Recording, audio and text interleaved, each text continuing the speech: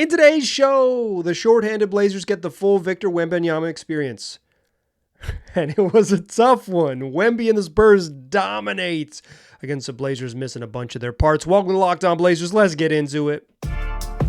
You are Locked On Trailblazers, your daily Portland Trailblazers podcast. Part of the Locked On Podcast Network. Your team every day.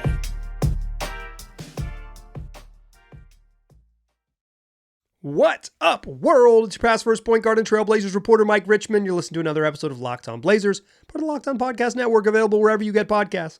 And also on YouTube. Thanks for making this show your first listen, coming at you each and every weekday, Monday through Friday. So make it a part of your daily routine. Make it your first listen.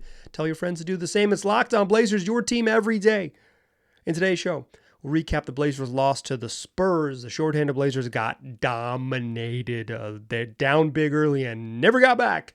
Talk about that one. Talk about first impressions of Victor Wembanyama in person. His first game in Portland did not disappoint. A big old crowd to see Wemby, and he put on a show in his 24 minutes. The Blazers, another sluggish start. It's kind of just who they are.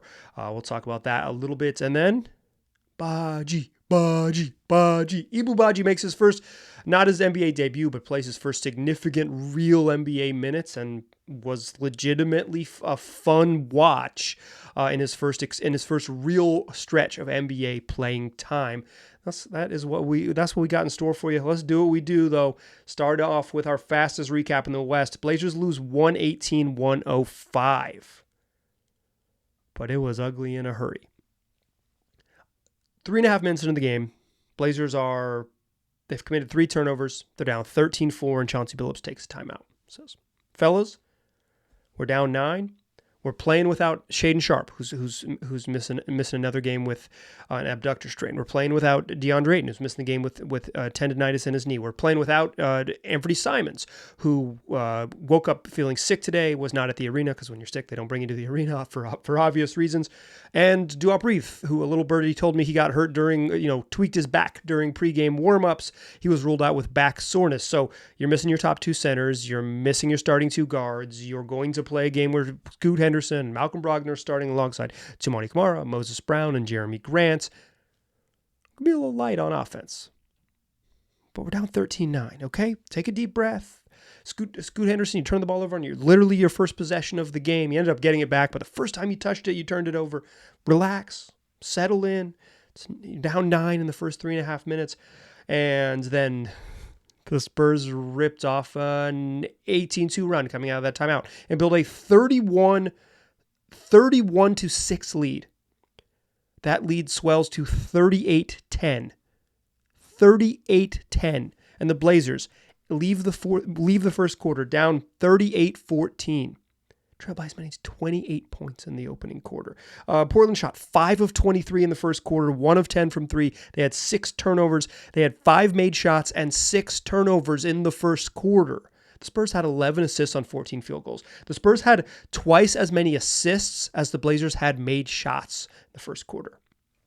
That's how you're down 28 in the opening 12 minutes. I asked Chauncey Billups about the slow start after the game, and he said that the turnovers killed them. They just couldn't make shots, and he was at one point surprised that they even got to 10. That's how awful they were to start. And then they kind of hung in there, right? They were down 44-16 right at the beginning of the second quarter, and it's like, oh no, are they going to lose by 40? But they hung in there. They cut it to 45-59 at the break, down 14. But still just weren't shooting the ball well. 3 of 19 from 3, 16 of 55 overall, but 3 of 19 from 3 is the big number to know.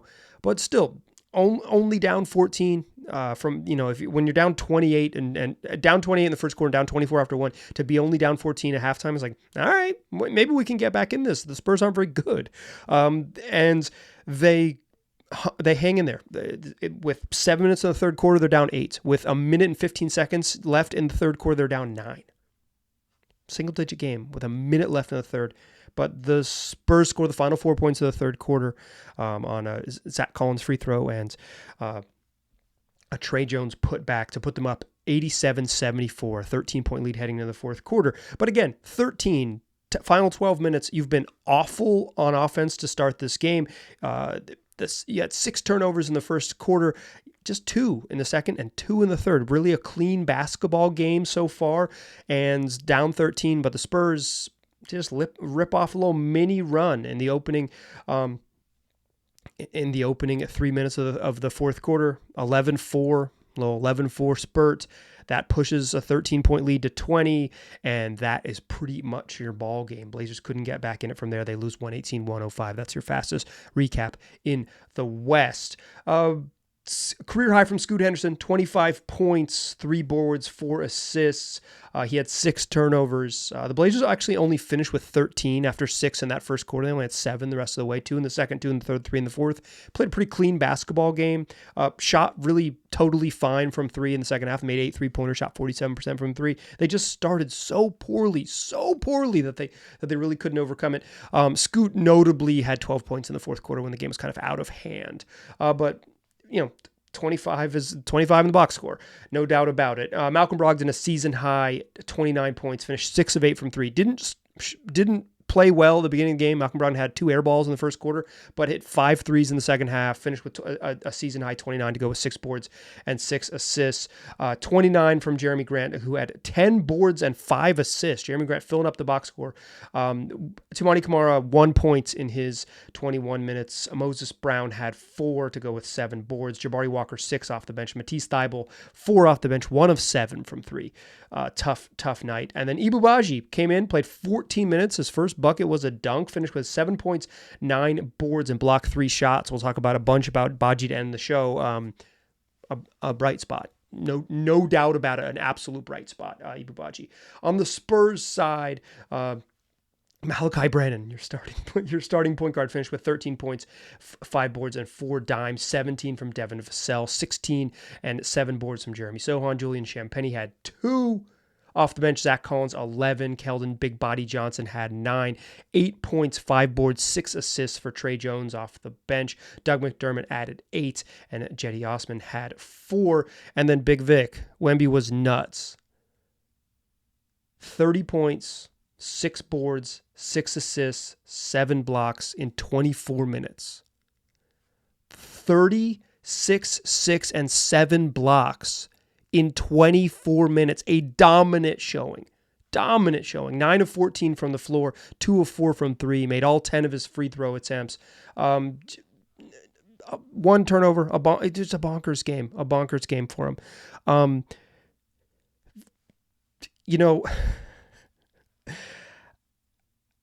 This was in some ways going to be, heading into the season, the first meeting of Scoot Henderson and Victor Wembanyama. And it was. And Scoot was good. 8 of 23 from the floor and scored a bunch in garbage time, but he has sort of a relentlessness to him that you can appreciate. He's going to be inefficient. At this point I'm not even going to ding Scoot for being a 30% from the shooter. He's just what he is. That will be criticism he gets later in his career, but Scoot was an afterthought in this game compared to Victor Wembanyama, who was the best player on the court. He was freaking incredible. It's incredible. Let's talk a little bit more about Wemby, a little bit more about the sluggish start in the second segment. Before we do that, I want to tell you, dear listener, about PrizePicks. It's daily fantasy made easy. I play PrizePicks on the app. It's super simple. How it works is you pick whatever sport you want to play. The NBA, the NHL, NFL, and you make an entry between 2 and 6 players, and you're just going above or below the lines set by PrizePicks. So PrizePicks I play the NBA, so things like points, rebounds, steals, assists, blocks. PrizePicks sets the stat projections. I go more or less than their projections. Just you versus the numbers. No field, no sharks, no nothing. Just you versus the numbers. And when you win, you can win 25 times your money. If it go a clean 6 for 6, but you don't have to go 6 for 6. You can win money getting 4 out of your 6 picks right. It's super fun to play, super easy to play. And right now you can go to PrizePicks.com/LockedOnNBA and use the code LockedOnNBA. Get a first deposit match up to $100. They're going to match you dollar for dollar up to $100 if you're a first-time user. But you got to go to PrizePicks.com/LockedOnNBA and use that code LockedOnNBA. It's PrizePicks, daily fantasy made easy. All right. Let's talk a little more about Wemby. This was a game where he was the best player on the floor and it wasn't close. It was a game where, it's their stadium's full, right? Stadium's full, and Victor Wembanyama got huge cheers coming out when he was announced in the starting lineups. Like, people were there to see Wemby, and he gave them the full show. But, I mentioned this was kind of billed as the Scoot versus Wemby thing, but it isn't that now. It isn't that, because Victor Wembanyama is, neck and neck with Chet Holmgren. Holmgren might end up winning it because people sometimes value winning for Rookie of the Year. Sometimes they don't value winning. It's weird. It's weird how that criteria works. But whatever it is, Victor Wembanyama is the best player from his own draft class and the first or second best rookie currently playing, first year player currently playing in the NBA. And he is, at times, flashes this generational ability. He is a player we've never seen. 7'5", pretty fluid handle, really good shooting touch, and just a menace on defense. And I think that's, the scoring was pretty impressive because, he scores on lobs, he scores on little fadeaway jump shots, took advantage of little guys by just shooting over the top. I think early in the season when I watched him, sometimes he'd try to bully little guys on switches, just shoot over them and don't fall away. And he did that well. Moses Brown is big, and the Blazers stayed big, and they put a 7'2" guy in. They didn't have any other options because DA and Duop Reath were hurt. But they stayed big. They switched some pick and rolls, and every time they switched, Wemby rolled hard and either caught the ball around the rim and scored easily over the top of someone, or caught a lob.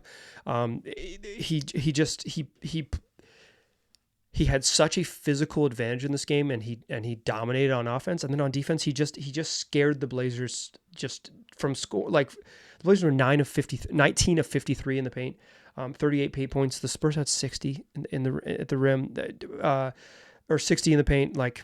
This was a dominant showing with 7 blocks in 24 minutes and altering shots, and guys, thinking that they had space and that they didn't, and then pulling up short on stuff because they didn't want to go all the way to the rim after he had stuffed him. Moses Brown got the ball inside 3 times and got blocked 3 separate times when he has the ball with his feet towards the baseline and inside position, and Victor Wembanyama just towering over him from behind, blocking shots. Moses Brown is 7'2". And Vic's just bigger than him and dominated him size-wise.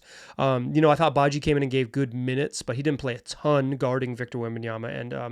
And even then, just Vic's ability to just understand space and roll into spots and get space on the wing, and they run little cross screens for him to catch it over on the right wing, and the right sort of baseline extended, and let him go to work as a playmaker, as a shooter, as a driver, getting into the middle of the court. He was just really good. He was the best player on the court by a lot. He was dominant in 24 minutes.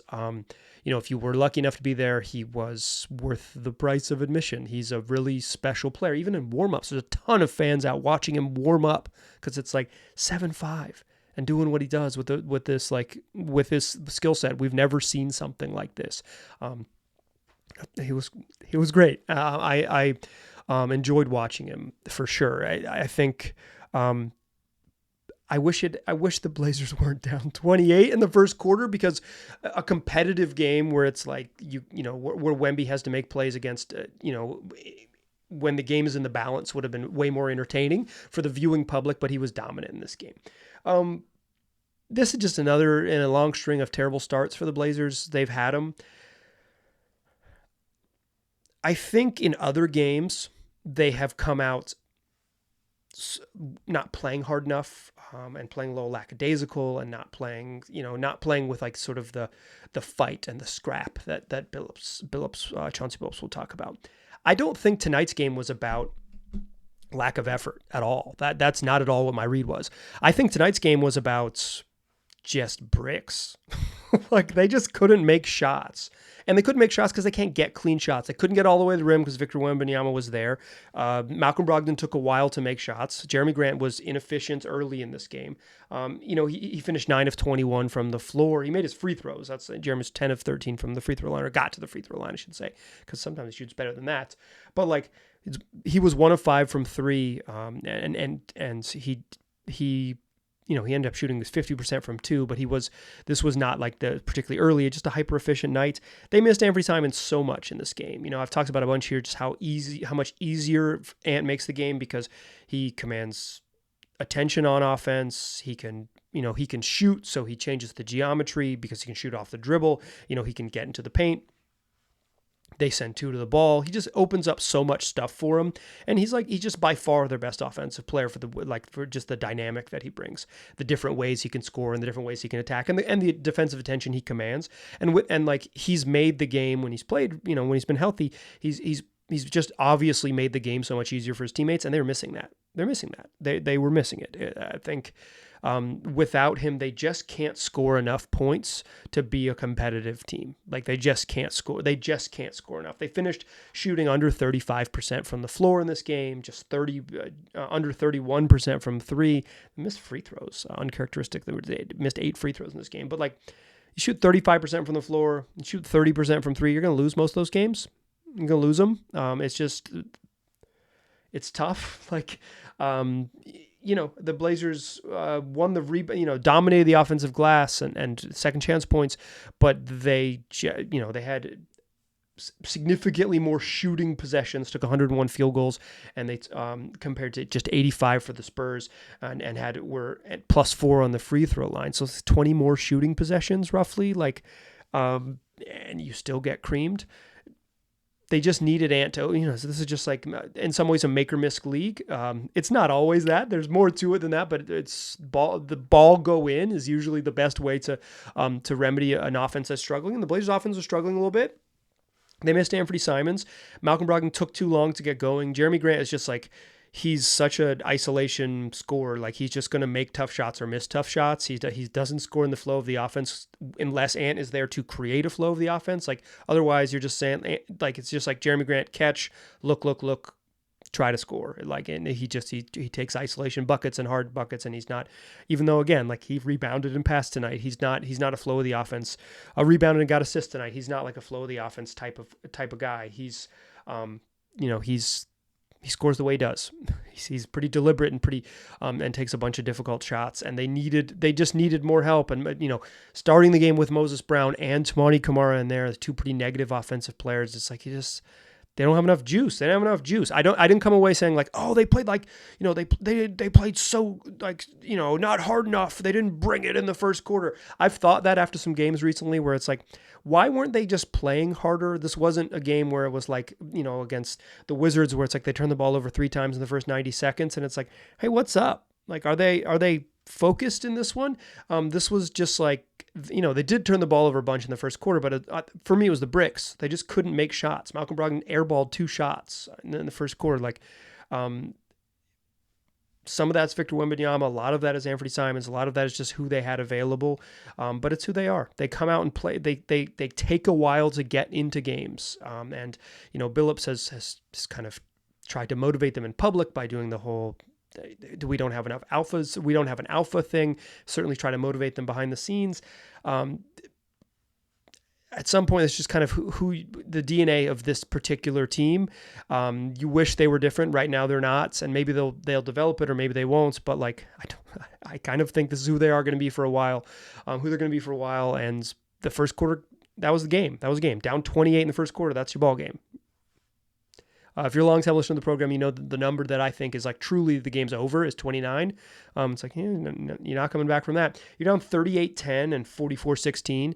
38-10 in the first quarter, 38-14 when the buzzer sounds at the end of the first quarter. Just like, you have to play so perfect to win the final 3 quarters by 25. And the Blazers had a couple opportunities, but it's so much energy to get back there, to cut that lead to 8 at like the 7-minute mark of the third quarter, and cut that lead to 9 at the minute 15 mark of the third quarter. It's like you need to be You need to be so darn good to get all the way back from down 28 that it's just your margin for error is so small. And if the other team makes, a couple timely buckets, you're going to lose. And the Spurs, literally an 11-4 spurt to open the first 3 minutes of the fourth quarter, and that's your ball game. They put Jeremy Grant back in after, 2 minutes into the fourth quarter, and it's like, well, we're about to be down 20. Can you help us? Probably not. It's too big of an ask. It's tough for him. But there was a true positive from this game, like a true fun part of this game, undeniable. Rookie, or making his debut as a rookie last season, but making his NBA debut this week and playing real NBA minutes for the first time in his career.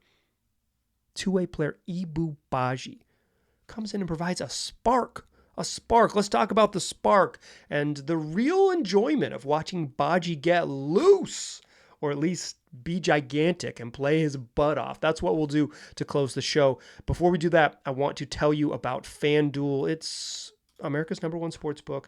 And as we head down the stretch run of the NFL season, I want to remind you that FanDuel is an official partner of the NFL, and they want to give you some money. If you make a $5 money line bet on any game, that is $5 for any team to outright win the game, they'll give you $150 of bonus bets.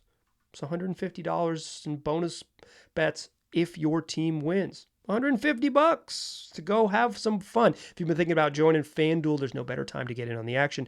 The app is super easy to use. A wide range of betting options, including things like spreads, player props, over-unders, live betting, futures betting, parlays to your heart's content. Whatever you're looking for, you're going to find it. So if you want to get involved and you want to get a chance at that $150 in bonus bets for one $5 money line bet, visit FanDuel.com/LockedOnNBA. That's FanDuel.com/LockedOnNBA. It's FanDuel, an official partner of the NFL. Still a pass first point guard. I'm still Mike Richmond. You are still listening to Locked On Blazers. Ibu Baji played 14 minutes. 14 minutes. The Blazers were plus 11 in those 14 minutes. This was a game that the Blazers lost by 13, which means if you're scoring at home, in the other 34 minutes that were played in this game, the Blazers were outscored by 24. Baji's minutes, positive. All of the other minutes, deeply negative. I mean, part of that is like you're down freaking 38-10 in the first quarter, and then he checks in and he plays well, and like they were searching for it. Heading into the game when you don't have Deandre Ayton and you don't have Duop Reath, it's going to start Moses Brown, and I thought the Blazers would lean small, and they did. They started to lean small, and they played Jabari Walker at center, and they played those backup minutes with kind of that full switchy wing-heavy lineup, but they needed size. The Spurs, they play big with Wembanyama because he's freaking 7'5", but even off the bench, it's Zach Collins, who's a 7-footer. He's not super wide or anything, but he's not a tiny little power forward masquerading as a backup center. He's a big dude. So the Blazers needed size, and they also just needed a jolt of something. They needed okay, none of this is working. Let's try anything else. So anything else, Ibu Baji, who made his NBA debut earlier this week when he played 54 seconds of garbage time. But this was his first real bona fide come in the game when it matters NBA action. He was on the team last year as a two-way player, but never made an appearance, had a back injury, and just he spent most of his time with the team. They didn't send him. They didn't have a G League team at the time, and they didn't assign him to anywhere in the G League because they wanted him in-house. They wanted him to kind of learn from spend time around the team and learn from the coaches, and felt like they get the most out of him by him being in-house. Which is kind of the approach that they've taken often with not having a G League team. It's just now that they finally after many moons agreed that it is actually valuable to have this developmental program, particularly the way the Blazers have it, which is very close and at their own practice facility. But he didn't play last year, so we just heard about Baji, and then he played in summer league, and it's okay, he's big. He's playing a bunch of minutes. I didn't come away from summer league super, super excited about him. I thought big athletic project. We'll see what he becomes. Tonight, he still doesn't really know what he's doing. But boy, is he fun. His first bucket, is a huge putback dunk. He dunks home a miss. He screams. The Blazers bench goes nuts. Blazers assistant coach Steve Hetzel particularly was hyped. He said some words I cannot repeat on the podcast, but at the end of the sentence, it was, "Let's go, Baji. Yeah, Baji." And they were happy for Ibu because, they see him behind the scenes. They see him working. They know what he's trying to become. And then he gets in the game and immediately provides a whole bunch of energy. He had a block shot at the rim where he was kind of out of the picture, and Zach Collins thinks he's getting an easy layup, and Baji comes from the baseline, basically out of bounds, meets Collins at the rim and swats it out of bounds. He had another putback dunk where he'd reach behind his head and slammed. Like, he's fun. He finished with 7 points, 9 boards, blocked 3 shots. Like, he had another block where it was a goaltend because he got the ball and just on the way down, but he's way up there, like around the square to block the little floater. Like, plays hard. Block shots, rebounds, is gigantic the entire time. Like I said, he doesn't really know what he's doing. It's clear that he's just kind of playing. I would say he's a much better help defender when it's like, oh, that guy's going to go to the rim. I'm going to go be giant at the rim. One of his plays when he blocked the shot at the rim, he just kind of rotated over, jumped up with 2 hands, and just kind of swallowed the ball whole with 2 hands. Couldn't hold on to it, goes out of bounds, the Spurs get it back, but it's like he basically 2-hand blocked it with his wrists. As a help defender, I'm going to go challenge you at the rim. He's got that concept down, and he's huge. Like, he's 7 feet tall with super long arms, and he can jump. Like, he's very big and fun. But like guarding the ball in front of him, he's pretty slow laterally. He can get a little reachy. He had some foul. The fouls he committed were when it was like him having to guard the ball right in front of him. He has like this help defender instincts, and he really understands protecting the rim, and he plays his butt off. And I like when you're looking at a young player who's not super polished, who's like literally playing their first ever NBA minutes, and they come in and just play their absolute butt off and make a couple impact plays as a defender, make some, get some rebounds in traffic, dunk home some misses, basically he's had 3 baskets, right? But it's just tipping in rebounds, dunking home rebounds, making plays like that. Got to the foul line, made his first, missed his second. But like, they were positive in Baji's minutes. I don't think he's probably not capable of playing much more than 14. Just sort of in terms of like, there would be diminishing returns if you asked him to do more. Like for most young players, like if you give him a small limited role, hey, come play 7 straight, but 2 7-minute spurts, you can get the most out of them. When you extend them a little longer, so they can kind of get exposed, or they can, just like what they don't do well can get magnified. But, I don't, like, Baji's not going to break into that. He's not going to break into the rotation. That's not realistic. But I will say this, say the Blazers are fully healthy. DA's there, Duop, Reath there. Those are the dudes who are going to play. If I had to choose right now, like, hey, who's our emergency third center if things go wrong? Who can give us like 6 positive minutes? I might, just based on tonight alone, lean Baji over Moses Brown. Brown is certainly a little more polished than Baji, but does not have the freakish athleticism and does not seem to have the motor that runs as hot. Brown is on a standard NBA contract. He's going to be active dang near every night. Baji's on a 2-way deal. He has 50 games to be active on the active list before the Blazers have to make a decision. I don't think that he's going to leapfrog Brown, but like, based on the little bit we've seen of Big Mo Brown, and based on the very little bit, like, basically he played 54 seconds the other night and played a 14:08. So like, we're talking 15 total minutes of Ibu Baji in the NBA. Give me Baji all day. Hopefully he can develop more as a lob threat. I don't think he's going to be like this pick and roll maestro. He doesn't really set big physical screens yet, and kind of doesn't, barely made contact on his screens and kind of just rolls into nowhere when he's rolling. He's just like, oh, cool, I'll get out of the way now. Like, he's not rolling with purpose. Kind of the same way he's kind of confused on the sort of individual defense stuff. He's like, okay, I'm going to be in the way. I'm going to be active. He's not polished. This is not the diamond, right? This is like, you are seeing the glimpses of a player that is still a ways away, but is fun. And if the Blazers find themselves in a position where they just need some developmental minutes, or they just need an emergency energy center because of injuries, or because of, foul trouble and in the course of a game. I don't really believe in foul trouble. That's why I was almost not going to say it. There's no such thing as foul trouble. You can just foul out. You can just play till you have 6 fouls. Play your Duop Reath can just play his normal number of minutes until he fouls out. There's no such thing as foul trouble. But like, I would lean Baji. He's fun. He's fun. He's been fun. And I think like in this season and this where they are kind of like, you need fun. The Blazers they're 4-11 at home. They're 4-11 on the road. They're 8-22 overall. They lose a lot of games and they're inconsistent. And we'll see what they're like when they're fully healthy, if they ever get there, or like what their version of fully healthy is, and when Ant and Shea and DA and Duop are back, and like what they can be. But for right now, and who knows, they play the Spurs again tomorrow night. Hard to know if Simons will be healthy enough to give it a go.